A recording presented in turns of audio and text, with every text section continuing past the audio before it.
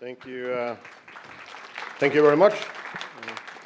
First of all, thank you for actually listening. This is my second least favorite slot between the last slot before food, and my least favorite slot is the last slot before beer. So I'll try to go through it. I have a lot I want to get through, but I'll do my best to go through it. So my name is Stig Sorensen. I work at Bloomberg. Today I hope to pass on some of the lessons learned and some of the mishaps that we've had in terms of rolling out our SRE organization. I say organization in quotes because we don't really have an organization. I'll talk through that, and hopefully you'll take some away from that. So, tiny bit about myself. I've been at Bloomberg since 2003.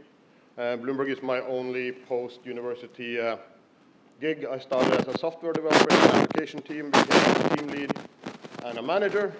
And the last 3 years I've been an infrastructure manager in running a group called Production Visibility. The group includes building telemetry as a platform as well as a inventory management system for our data centers.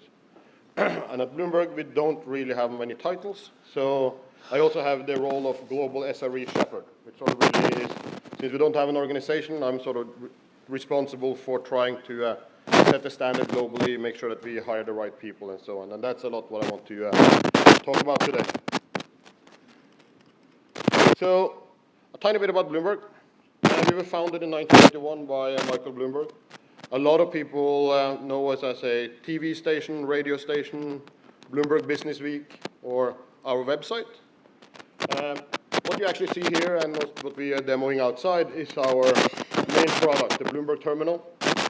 We call it one product, the Bloomberg Terminal, but if you look at the screen and you see sort of these panels, they're effectively thousands of different applications within the same delivery mechanism, right? So together they deliver real-time news, real-time market data, analytics, and real-time messaging for basically anyone that want to be involved in the financial markets. So ranging from hedge fund traders, fund managers, to governments and national banks. So talking a bit about more on the scale. We're not web scale when it comes to number of users. We have about 325,000 subscribers around the world. We process something in the region of 120 billion pieces of market data a day. In itself, quite impressive. And obviously, we do not have the luxury of buffering or anything. Each piece of data needs to be delivered as fast as we can to our clients. We handle about 2 million news stories, from some we produce ourselves and from another 125,000 sources around the world. To deliver this, we have 20,000 employees. About one quarter are engineers, software engineers, and we have a SRE community of about 200 and growing. So on the technical side, which is a bit more interesting maybe, we own and operate our own data centers. We've done that since day one. So we had a cloud offering in 1981. We had one data center downtown New York. They ran cables to our first clients, and that's sort of really how we started. And we still have our own data centers. We also operate node sites around the world, and we also care about our clients' PC as our ecosystem in terms of when we deliver software and when we monitor our systems. So we've had the system for about 40 years. Why did we start SRE now? Well, why is it important now? I think it really comes down to two factors. Our clients' expectations are always growing. We're selling more enterprise products, which sort of more for a whole company rather than individuals. And more clients are becoming machines rather than humans. Machines are less forgiving than humans.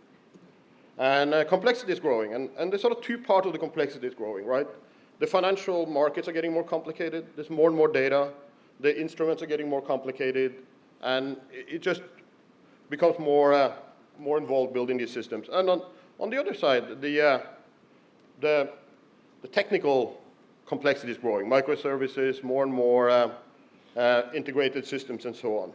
So our main goal when we rolled out SRE was really to take sort of these things apart, to split the complexity into two, let application developers and feature teams focus on being experts at that, while we take sort of the SRE team and infrastructure teams to become experts at complex infrastructure, right? So that's really that was sort of the big change for us in terms of where we always had strong full stack ownership culture. So how did we start?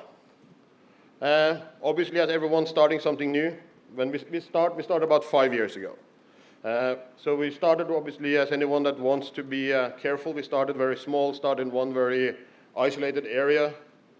Was this the right move? Probably not. It was too small to really make a cultural change. The team didn't have any support in terms of tools and so on, and they had to really invent themselves, and the barrier to entry was very difficult. So about 2 years later, we rebooted and sort of really started much broader. Then the goal was to at least have one SRE team within our major departments. So side note, we have one single engineering department, which sort of reports up to the head of engineering, and we have business departments on the side, but it's sort of divided into 7 departments. So we made sure we had some representation in SRE in all of it, so we could make it an engineering-wide initiative. So that in itself posed the next problem. What products do we start with? We've been around for 40 years. Some of our critical systems have been running for many years. Do we start with those that are most critical, our backbone systems, or do we start with some of our newer systems, the website and so on, where we can take advantage of what's out there and what other people have done? And we sort of decided to do both. We started with some of the critical systems because we needed to fix them and we needed to be better at it. But we also wanted to learn from the industry, figuring out what sort of best practices. So we also sort of looked at some of our newer, less critical systems. So we went broad and wide and made it a proper department-wide initiative. The next problem is sort of, as I sort of mentioned, we have one engineering department with 5,500 engineers. Business department sort of parallel to us with dotted lines. It's very easy to say that the SRE is an engineering initiative. And it's easy for the business guys to put their hands up and say, we don't really care about this initiative, it's yours, this whole infrastructure should be transparent to us. And that makes it very difficult, especially when we argue around headcount and support and so on. So we spend a lot of time making sure that we also make it a business initiative. So how do we engage the business in the right way? So if you look at it in a different way, who are the clients of the SRE teams? Are the clients the feature teams? Or are the clients the Bloomberg end clients? Initially, it's very easy to focus on operational efficiencies, stability, without necessarily really having good SLOs. And it sort of really become that you're working for the feature team. Your goal as an SRE team is to make the feature team more efficient. Not really the right focus. It's probably the right work to do, but it's not necessarily the way we should measure it. So we spent a lot of time after the reboot to really focus on engaging the business. And that really comes through making sure we have SLOs which are not just technical, but actually impacting SLOs, and that sort of is noticeable by end clients, such that we can have the business guys help us argue that these are important, they can defend them, we can propose work, and we can track the impact of the work actually towards end clients. So we sort of say, making sure that the SREs own production on behalf of our clients. It sounds very logical that we should have done this from the get-go. Yes, looking back, it should have been done, but it was sort of quite difficult, as I said, with our 10,000s of products to do it in a cohesive way. So we let team do what they wanted, and it didn't turn out well in the beginning, but we're doing much better now, and it's really now part of the fabric when we're starting new teams. So then comes the next interesting question. How should the SRE organization be structured? Do you want a centralized SRE organization reporting up to head of SRE, reporting up to engineering with dotted lines into the feature teams? Or completely on the opposite side, do you want SREs embedded within the feature teams? When we first started, we started with a very small centralized organization. Not necessarily the right move for us, because it became very difficult to get the partnership between the SRE team and the feature team in order to make things better. So, and we also heard a lot of like us and them, like why are you SRE team coming and telling us what to do? You don't know any of our history and so on, right? So it's really, don't come here, like, and now, so, and then is embedded SREs within the feature teams the right approach? Probably not, because then SRE becomes a piece of work, and it's sort of, it's also very hard to change culture, and it's easy to steal the SRE resource to help out to build product features. So we settled sort of in a halfway house where we settled in with embedded teams. So our teams, our SRE teams, are sister teams for the feature teams with the same leadership, such that they have joint ownership of making the products better and adopting the best processes. In order to still get some of the benefits of the centralized organization, we have shared services teams.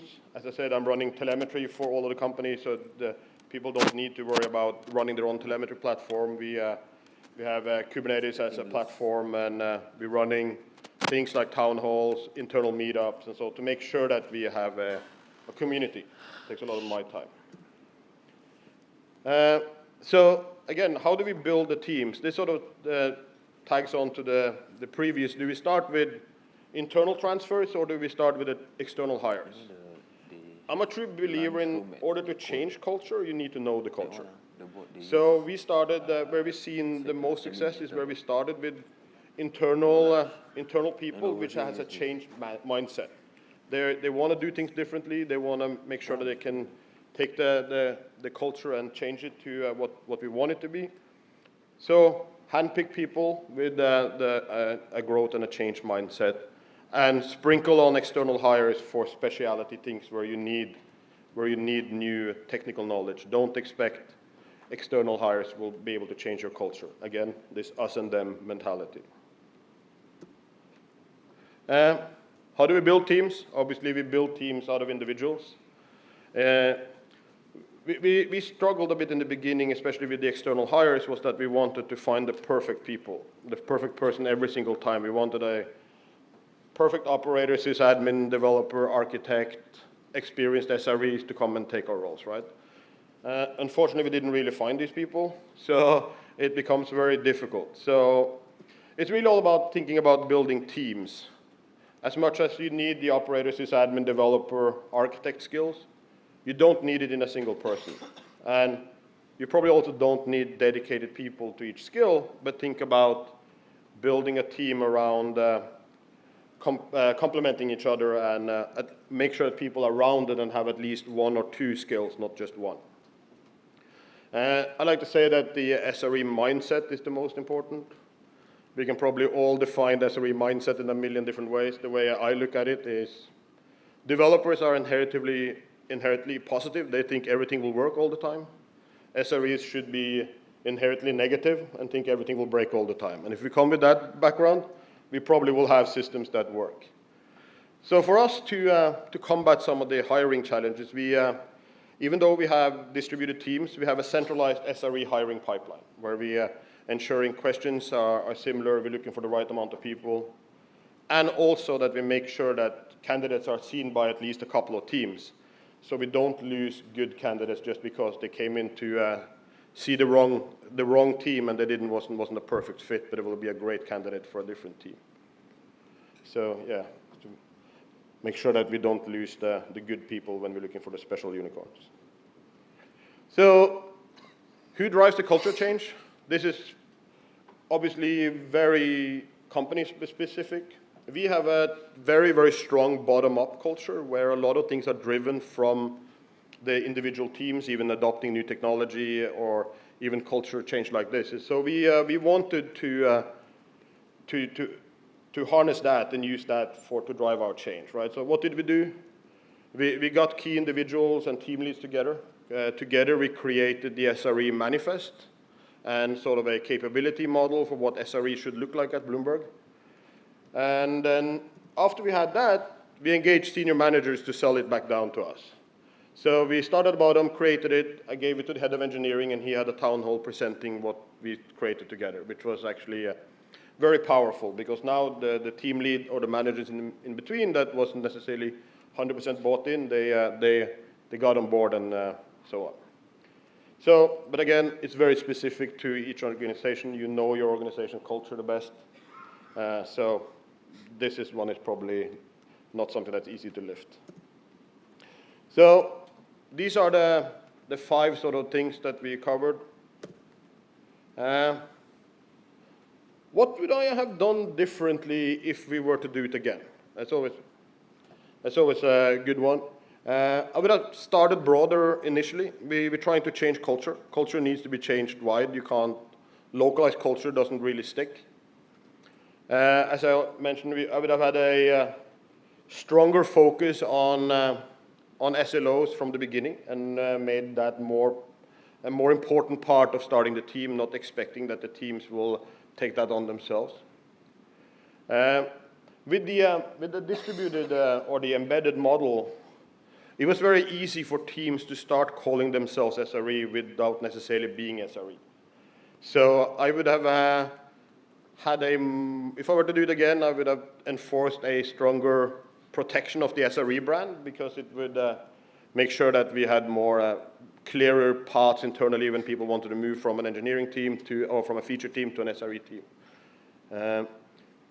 Right now, we have decent centralized tool support, such that the SRE teams don't need to own everything themselves. We started that a bit too late, so in the beginning, it was a bit of an arms race between the SRE teams and the centralized tools teams in terms of, are you ready, or do I need to build something myself? So we got a bit of different solutions in different teams. And I would have done the same with the centralized staffing. We lost good talent in the beginning because we were looking for unicorns, where we could have definitely found good people that we didn't hire. Quick summary. I think SRE is as much as cultural change as technical change. The culture change is probably the harder. Focus on teams, not individuals. Make it a company-wide initiative. Track and show progress. Don't be afraid to change if it didn't work. Like we tried, it didn't really work. It wasn't as successful as we wanted. We tried again, and I'm happy to say that we are way more successful. And at the end of the day, you know your company the best. Do it your way. Like, we can read as many books as we want. They don't necessarily fit all of us. So do it your way. And that is as much as I had to say. Thank you.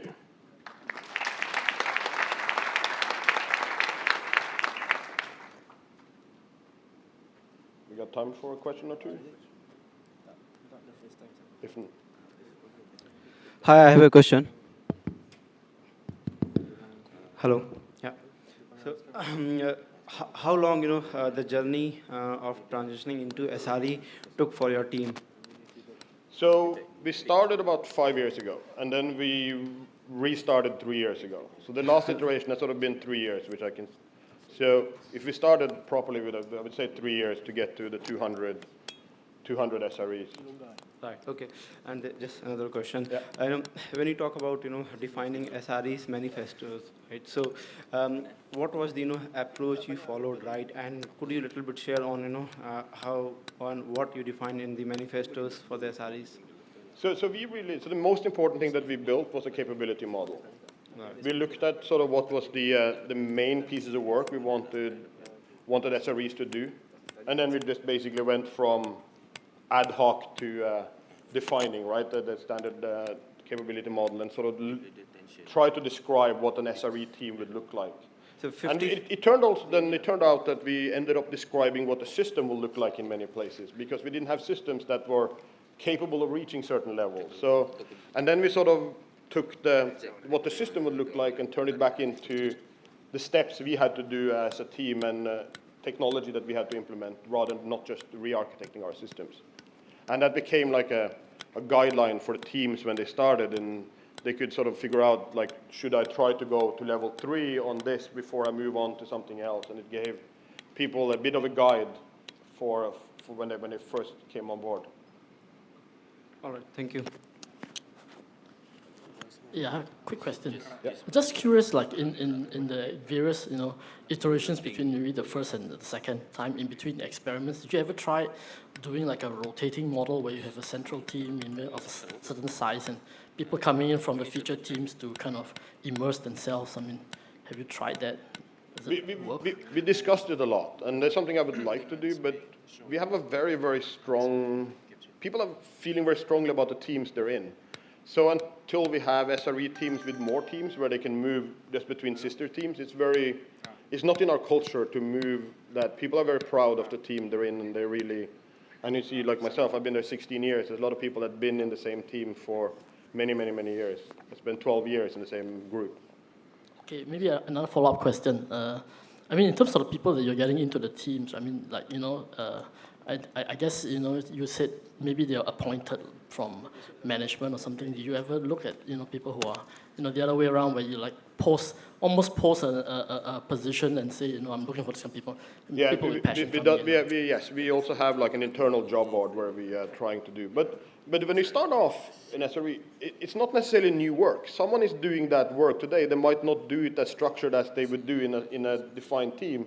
So it's really try to find these people that like to do the work and are good at it, take them out, and start around them, right? So, because it sort of should be over time as some zero gain in number of people. You just make it a bit more organized, I guess, in many ways. Or Hi. Does SRE also contribute for the code development? in certain teams, yes. We have SRE teams that are very, very, very close to the feature teams, and sort of if they deliver middleware and so on, they do some development, and we have SRE teams that came from more a sysadmin background that may not contribute to core development. So basically it's a mixed culture of dev and operations. Yeah, and then we have sort of the sweet spot in the middle where they... Great. Thank you.